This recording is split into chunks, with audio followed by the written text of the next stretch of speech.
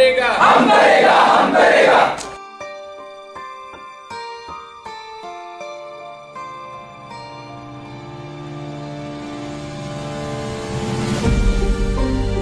స్కీమ్ని ఎస్టాబ్లిష్ చేసిన మన ఎప్పుడైతే ఇంట్రడ్యూస్ చేసారో 1969లో అప్పుడు దీని యొక్క గుర్తుగా ఒకదాన్ని అంటే దీని యొక్క మోటో ఏమని తీసుకున్నారంటే నాట్ మీ బట్ యూ, నా కొరకు కాదు నీ కొరకు నేను కష్టపడుతున్నా, ఈ దేశాన్ని ముందు పదం నడిపిద్దాం, ప్రపంచ దేశాలను అనగదొక్కి మనం ముందుకు పోయి అగ్రరాజ్యంగా అమెరికాలాగా నిలబడదామని చెప్పేసి మనకు ఎన్ఎస్ఎస్ మోటో చెప్తుంది. అదేవిధంగా ఎన్ఎస్ఎస్ లోగోను మనము ఒడిస్సాలోని భువనేశ్వర్లో గల సూర్య దేవాలయంలో ఉన్నటువంటి ఈ చక్రాన్ని తీసుకొని, ఇప్పుడు ఈ చక్రాన్ని మన అశోక చక్రం అయితే ఈ అశోక చక్రము సూర్య దేవాలయంలో ఉన్నటువంటి ఈ చక్రం నుంచి అశోక చక్రాన్ని తీసుకోబడింది.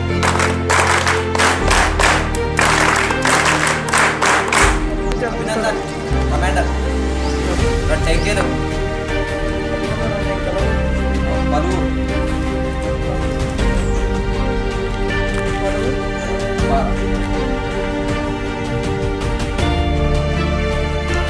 टीम लीडर अनवर रూపాయలు మీరు గ్రూప్ ఎవరికి చెప్తారో అని తీస్తాం. అబ్దుల్ కలాం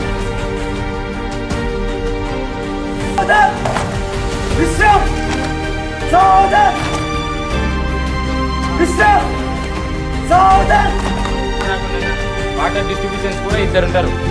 ఈ టీం మొత్తం ఈరోజు వర్క్ మొత్తం మీ పైన వర్క్లో చేస్తారు. వాటర్ అని మీకు ఏం కావాల్సిన మీరు అక్కడ వెళ్ళి ఇక్కడికి రాకూడదు.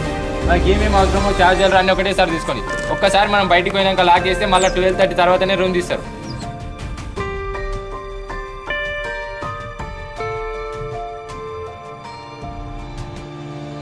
देश की सेवा कौन करेगा कौन करेगा हम करेगा हम करेगा। देश की सेवा कौन करेगा कौन करेगा NSS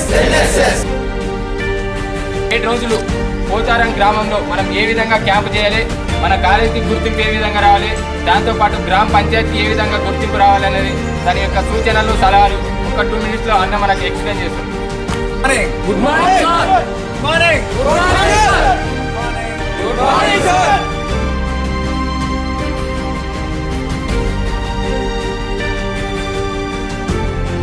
ఎంతగానో సహకరించి క్యాంపుకు వెన్నెముకలా సహకరిస్తున్నటువంటి మన విశిష్ట అతిథి ఎవరంటే మీకు అతి త్వరలో పరిచయం చేయబోతున్నా.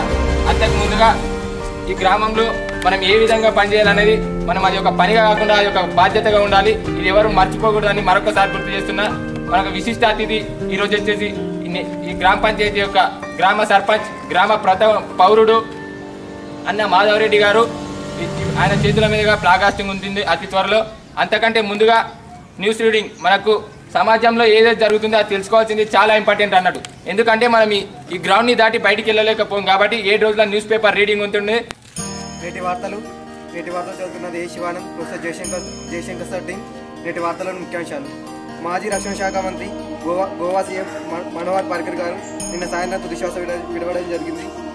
16 సీట్లు నాకు ఇవ్వండి, అవసరమైతే కేంద్రంలో క్రియాశీలక పాత్ర పోషించడానికి అవసరమైతే జాతీయ పార్టీ స్థాపిస్తారని కరీంనగర్ సభలో నిన్న సీఎం కేసీఆర్ గారు వెల్లడించడం జరిగింది. Professor Jayashankar team. విద్య లేని వాడు ఇంత పశువు. అంటే ఈ సమాజంలో విద్య అనేది ఒక మైలురాయిగా కొనసాగుతుంది. అసొంటి విద్య ఈ గ్రామాలలో కొంచెం తగ్గిపోతుంది. మళ్ళీ బాలికల విద్య కూడా లేదు.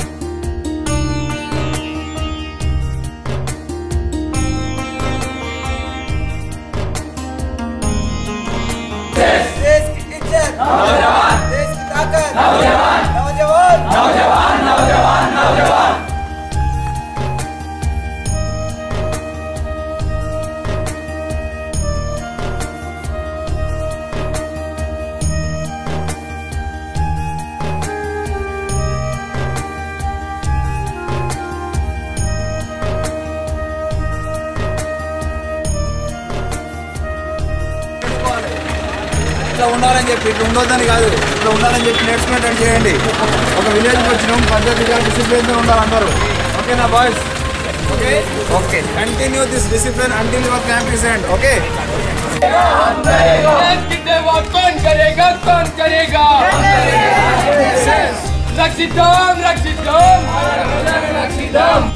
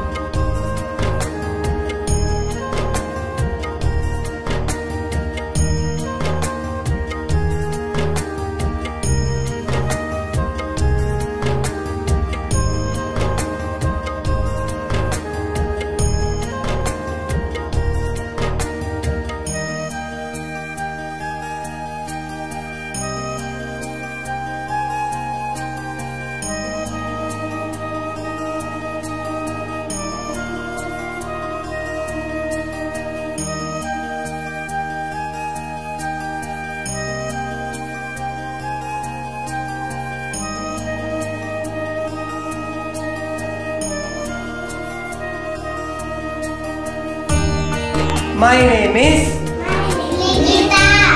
అట్లా చెప్పుకోండి మీ పేర్లు మీరు అర్థమైందా నా పేరు బాలు అనుకోండి ఫర్ ఎగ్జాంపుల్ నా పేరు Balu my name is Balu అని నేను చెప్తాను మీరు my name is Varshini my name is Akhil something అట్లా చెప్పుకోండి పేర్లు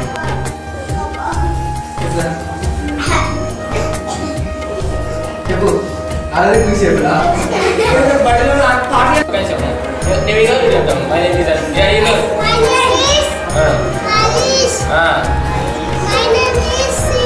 My father name.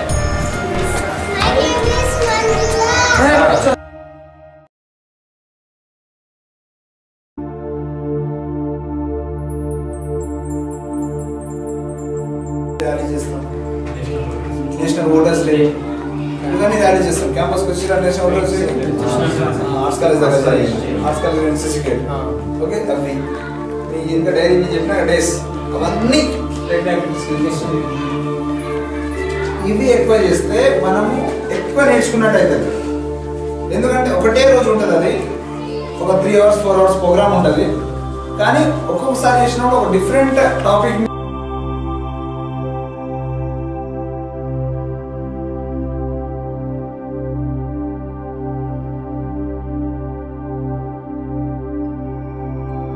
ఎవరైతే ఇప్పుడు గవర్నమెంట్ జాబ్ కొట్టాలంటే మామూలు కాదు మనకు అందరూ తెలిసిందే అది గవర్నమెంట్ జాబ్ కొట్టాలంటే మినిమం చదివి ఉండాలి అది వాళ్ళకి నాలెడ్జ్ ఎక్కువ ఉంటుంది అన్నట్టు ఏ విధంగా డిఎస్సి రాసి ఆ విధంగా టెట్ అవన్నీ రాసి డబుల్ పీజీ అవన్నీ చేసి ఆ గవర్నమెంట్ స్కూల్లో ఎంటర్ అవుతుంది అన్నట్టు లెక్చర్ తీసుకుంటాడు సార్గా ఆ సార్కి ఎంత నాలెడ్జ్ ఉంటుంది అని అంటే చెప్పలేము కదా ప్రైవేట్ స్కూల్ కంపేర్ చేసి పంపిస్తారు కరెక్టే అమ్మా ఇప్పుడు ఒక్క రీజన్ చెప్పండి ఏదైనా పని లేని వాళ్ళకి ఇంత చదువుకున్న వాళ్ళకి ఇంత పని చెప్పిన లేరు బిడ్డ కాదు కదండి మాది చదువుకున్న వాళ్ళు ఇంత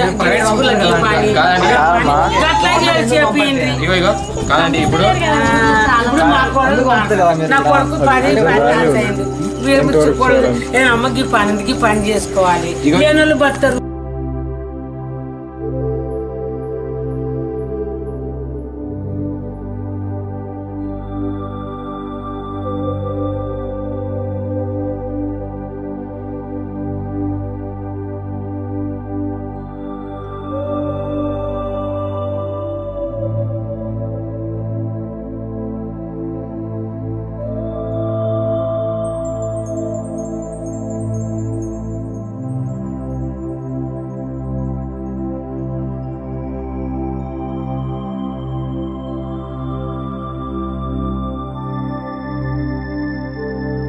హ్యాపీ హోలీ.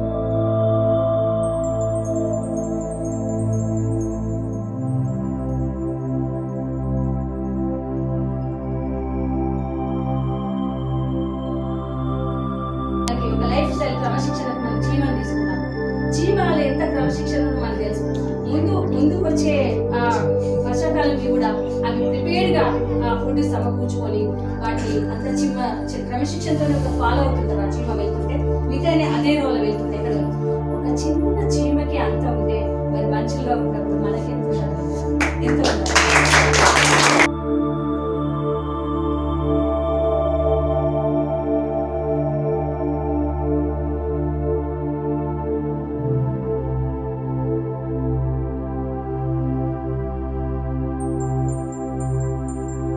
ఒకటే సంవత్సరం లోపల మన యావరేజ్ మీడియన్ ఇది నేను చెప్పేది 2016లో తీసుకుంటాను 2020కి average median of an Indian 26 అవ్వబోతుంది. భారతదేశం సంపన్న దేశమా విశ్వకుర్రా అదని తీర్చిపెడితే ఈరోజు భారతదేశం ఒక సూపర్ పవర్ కంట్రీగా మారబోతున్నందుకు అత్యంత పెద్ద అవకాశం రేపు 2020 సంవత్సరంలో భారతదేశం రాబోతుంది. ఇవాళ జపాన్ యావరేజ్ మీడియన్ ఏజ్ తీసుకుంటే 43 సంవత్సరాలు, యుఎస్ది తీసుకుంటే 37 సంవత్సరాలు 35 సంవత్సరాలు ఉంది. రేపు మనం ఇండియాలో ఉన్న ఈ యువశక్తిని మనం ఎంత కసితోటి మనం వీళ్ళందరినీ యునైట్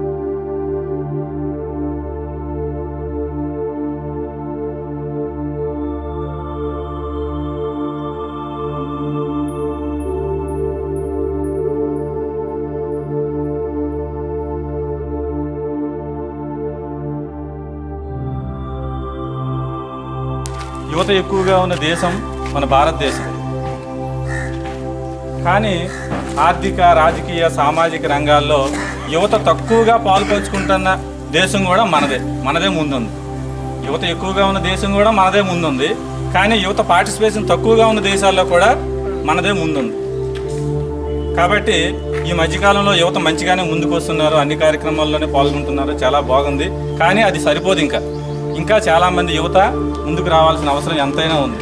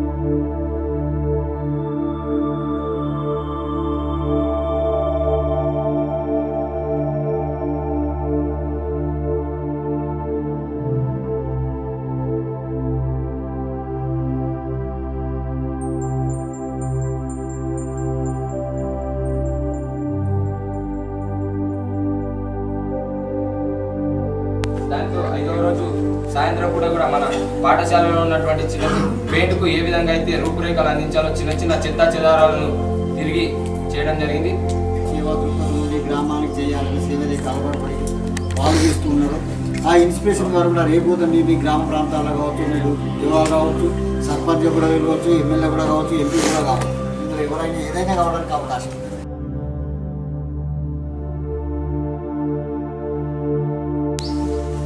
సంతోషంగా ఉంది. మరీ ముందు నెక్స్ట్ ఇయర్ కింద మా ఊరికి వచ్చి మీ సేవా కార్యక్రమాలు చేపట్టి మమ్మల్ని ముందుకు నడిపిస్తారని మేము కోరుకుంటాం. చాలా కార్యక్రమాలు చేపట్టాము. ఇది మంచి ప్రోగ్రామ్, ఎందుకంటే సామాజిక సేవ, సామాజిక స్పృహ. కాబట్టి ఈ విలేజ్లో విద్యార్థులు అంటే ఏంటో తెలియజేశాము. విద్యార్థులు అంటే ఏంటి, ఎలాంటి సేవా కార్యక్రమం చేస్తామనేది చేసి వినిపించాము.